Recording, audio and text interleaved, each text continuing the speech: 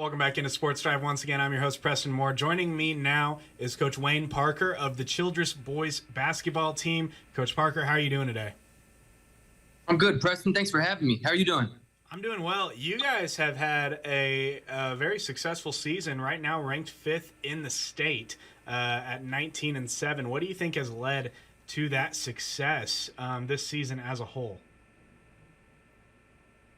You know, we've set ourselves up with a pretty tough non-district schedule. We started out with Farwell. You know, they're ranked in the top 5 in 2A right now. We played Lipan. I believe they're ranked number 1 in the state in 2A. We played Brownfield, Levelland, Lorenzo, West Plains, Clarendon. And then our district is obviously pretty tough. You know, we have Shallow Water, Abernathy, Idalou, Roosevelt, and Slayton. So, we just try to set our non-district schedule up as tough as possible. Amarillo High and Paladuro, we played those guys and took a big beating. But we want to play the best possible teams as possible to get us ready for this tough district slate and for the postseason. Right, and speaking of your district, you mentioned Shallow Water. You guys came out with a victory, 57-54, a close game till the end on Friday night. What does that win mean to you guys and your team? They're obviously, along with you guys, the top 2 teams in your district. What does it mean to win that game, especially in Shallow Water? Right, yeah, it was a really big district win for us against one of the best teams in the state. I believe they were ranked number 3 in the state at the time, and only had a couple losses up to that point. It gives us a chance for a share of the district championship, pending how we both finish out the rest of our district play. So having a share of the district championship is obviously big. You know, that's something special for these kids. And winning at Shallow Water is extremely tough. I think their district win streak was in the 70s whenever we played them on Friday. So it's a tough environment to play over there. It's a great group of kids over there, and they're very well coached. And we were very fortunate to come out with the win. Our guys played very hard and got the job done over there. When it got into crunch time of that game, was there anything that you said to your team to kind of get them to rally around you and to come out with the victory and to finish strong like that? Obviously, you mentioned that Shallow Water had a very large streak in district play, leading up to that game. So it's a very big win for you guys, knocking them off their streak and securing a potential share of the district championship. Was there anything that you said to them, whenever it got down to the nitty gritty, the end of the game, it was still close until the end, obviously? Right. Yeah. Well, we jumped out all over them. We had a 21-point lead in the first half, and we even had a 14-point lead going into the fourth quarter. And I just kept on telling the guys in the fourth to keep on being aggressive, keep on attacking. Don't just be passive. We don't want to just play stall ball out there. And it we ended up having several turnovers there in the fourth quarter, which allowed them to crawl back into it. I just told them to keep on being aggressive, trust each other, trust themselves, rally around each other, and don't let the crowd or the fans or the other players dictate our tempo. Let's just play our ball and do what we do. And fortunate enough, we did just enough to come away with the victory. What does it take to stave off a comeback attempt like that? Obviously, you guys were up big, and then Shallow Water started to creep back in, to where by the end of the game, they certainly had a chance to take it and secure the comeback. So what does it take from your team, to be in a position like that where you've been leading, you've been in the driver's seat of the entire game, but all of a sudden there's somebody creeping up behind you and it looks like they might take over? How do you make sure that you stay focused even in the waning minutes of the fourth quarter? Right. Yeah. We kept on telling them, even Lamont, our senior leader, everybody was just, chiming in and saying, we got to stay locked in. We got to be locked in. We got to finish each possession. We got to keep on fighting. This team is a bunch of grinders. They get after it. It was a dogfight, and we just kept on telling them to not be passive. Look for chances to attack the basket. Keep on being aggressive, and we hang our hat on our defense. And we were turning it over quite a bit there, which led to some transition points. But defensively, told them just keep on being aggressive defensively, stay locked in, be resilient.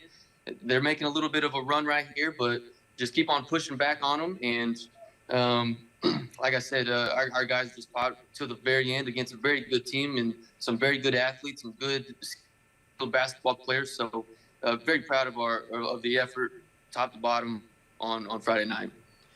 You guys have a couple district games left coming up. First tonight at 7:30 at home against Roosevelt. What are some challenges that you think they're going to bring to the table? Obviously, you guys one of, if not the top team in your district. They might come in with a little bit of a chip on their shoulder, wanting to knock you off in your home court. How do you go about defending that? How do you go about staying locked in, especially after a big win? It may be easy to get comfortable after you get such a big win against Shallow Water. How do you make sure you stay locked in to where you show up to play against Roosevelt tonight? Yeah, our guys are excited tonight for the challenge of Roosevelt coming here. We just had our walkthrough just minutes ago, and they said we can't settle in, we can't just relax. We gotta keep on doing what we do. Roosevelt's coming off of a triple overtime win against Abernathy, so they're fighting for their lives to get, to hang on for a playoff spot. Roosevelt's number in the 4th seed right now, so they want to win this game, obviously, to keep on climbing up in the district and to secure themselves a playoff win. So we just got to do what we do and, play good, aggressive, full court defense and just not settle, not be satisfied with, a chance at a co-district championship. Our boys are hungry to go get it. So they're hungry for it. Every team wants to play their best basketball at the end of the season. They want to be peaking whenever they're entering the playoffs so that, they can ride that, that momentum into the playoffs and make a playoff run.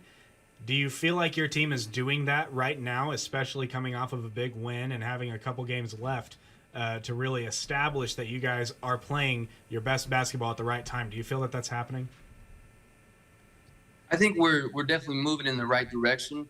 So we lost to Shallow Water. That was our last loss here at our place a couple weeks ago. And ever since then, we've been taking steps in the right direction. We're continuing to get better each practice. And we're showing spurts and signs of really good play. For times like the Shallow Water game, we played really well for the first half and for the first 3 quarters.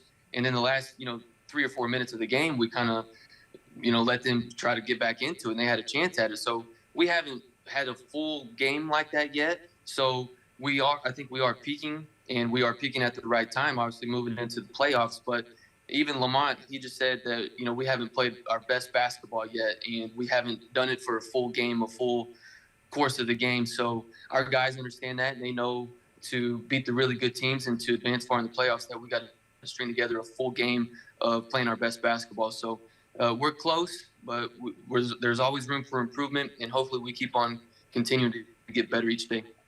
As a coach, is there anything that you think, if you tweak just this one thing or make just this one little adjustment, that you will be at the point where you're playing your best basketball for the entire 4 quarters?